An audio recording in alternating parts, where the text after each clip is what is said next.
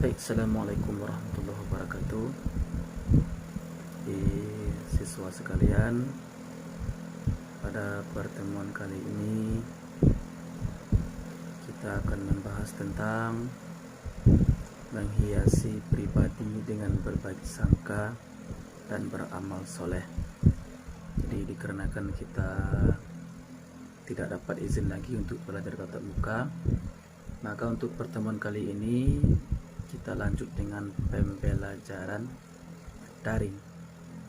Itu silakan persiapkan seluruh bukunya yang berkaitan dengan PAI. Yaitu materi yang pertama adalah tentang mari memahami amal soleh. Itu ada pembagiannya itu.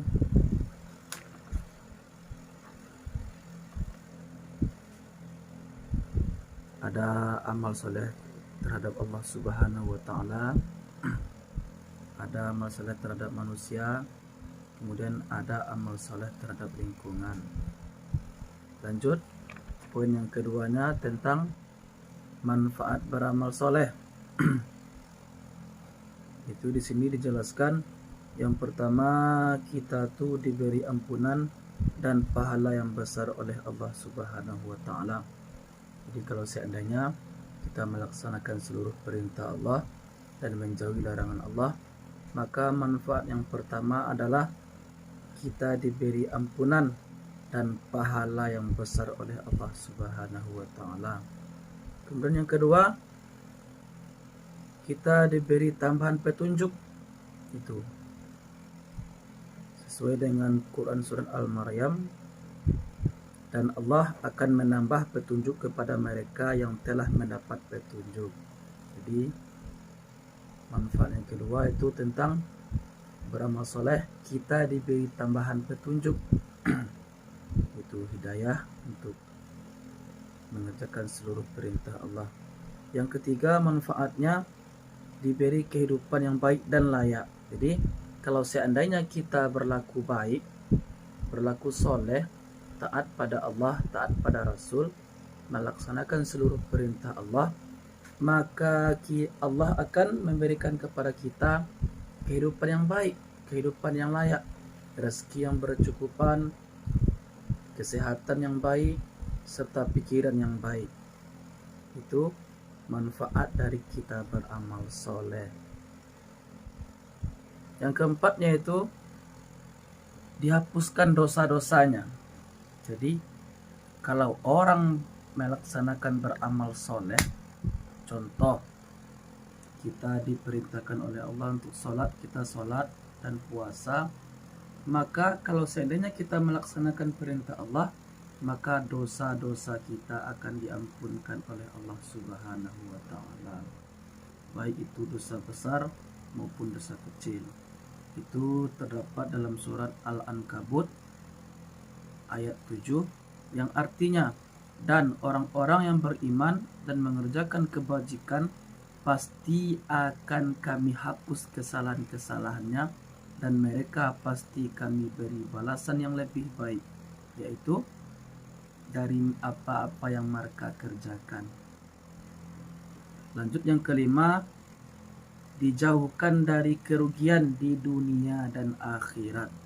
Jadi manfaat yang kelimanya yaitu kita dijauhkan dari segala kerugian, baik itu kerugian di dunia maupun kerugian di akhirat.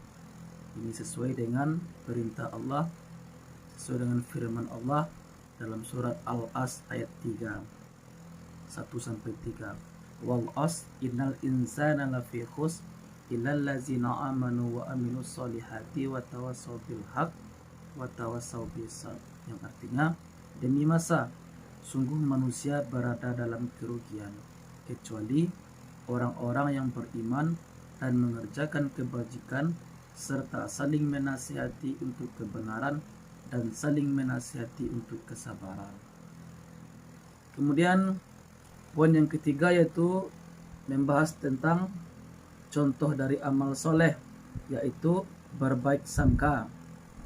Jadi berbaik sangka atau husnuzon ini merupakan perilaku yang terpuji yang harus dimiliki oleh seorang muslim.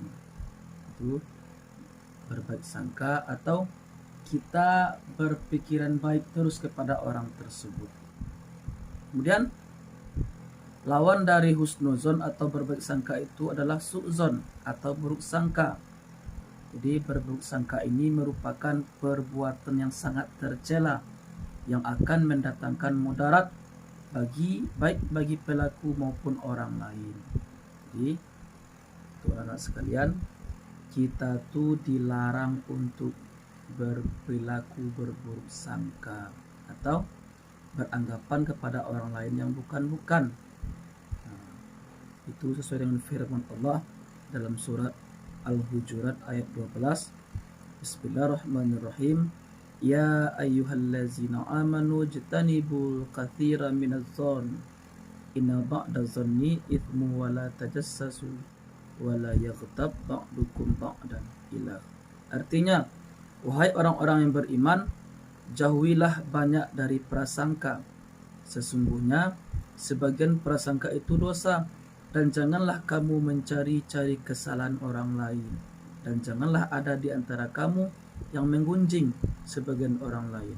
Jadi ayat di sini diperintahkannya kita tuh tidak boleh berburuk sangka, jangan mencari kesalahan-kesalahan orang lain. Kemudian lanjut materinya.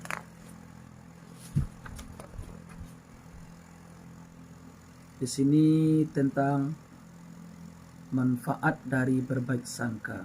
Jadi kalau seandainya kita selalu berbaik sangka kepada orang, maka itu akan mendatangkan berbanyak manfaat. Banyak sekali manfaatnya. Yang pertama itu manfaatnya hidup menjadi lebih tenang dan optimis. Jadi orang yang sering berbaik sangka kepada orang lain, maka hidupnya akan lebih tenang, tentram, sebab perbuatannya tersebut sangat disenangi oleh Allah Subhanahu wa taala. Yang kedua, yakin bahwa terdapat hikmah di balik segala penderitaan dan kegagalan. Jadi kalau seorang itu dalam ditimpa musibah atau ujian dari Allah, maka dia berbaik sangka bahwa Allah sedang mengujinya. Maka dari itu akan terdapat hikmah yang lebih baik dari kita berbaik sangka tersebut. Jadi jangan kita pesimis bahwa Allah sangat benci kepadaku, sering mengujiku, sering memberikan kepadaku cobaan. Itu tidak baik, itu namanya buruk sangka. Lanjut, yang ketiga yaitu membentuk pribadi yang tangguh. Ya, orang yang berbaik sangka akan membentuk pribadi yang sangat tangguh. Lanjut yang keempat, menjadikan seseorang teguh pendirian, sebab tidak mudah menerima pengaruh buruk dari orang lain. Jadi seseorang kalau dia bersifat berbaik sangka, dia tidak mudah terpengaruh oleh orang lain, baik diisukan orang lain dia tuh jahat atau berita-berita yang tidak baik, berita yang jelek. Karena dia selalu bersifat berbaik sangka, maka dia tuh tidak pernah mudah menerima pengaruh buruk dari orang lain. Jadi itulah ringkasan pertemuan kita pada hari ini, yaitu tentang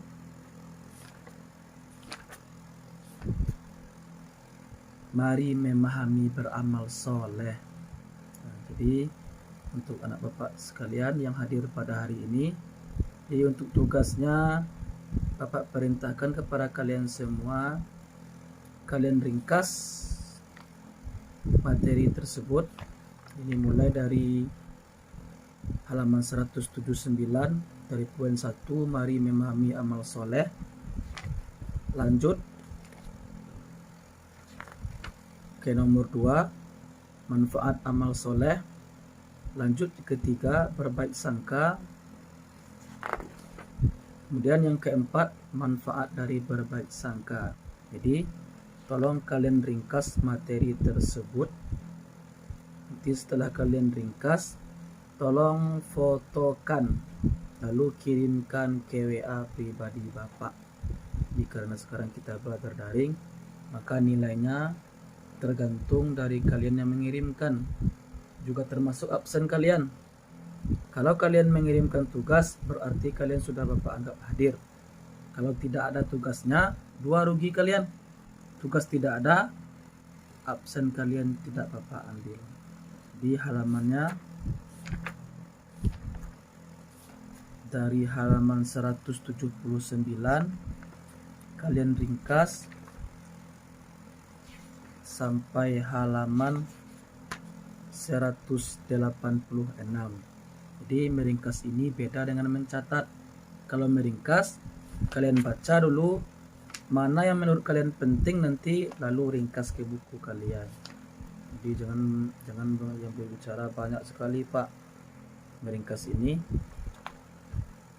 pilih yang penting-pentingnya saja. Pilih yang menurut kalian lebih penting. Oke, demikianlah pembelajaran kita pada hari ini. Assalamualaikum warahmatullahi wabarakatuh.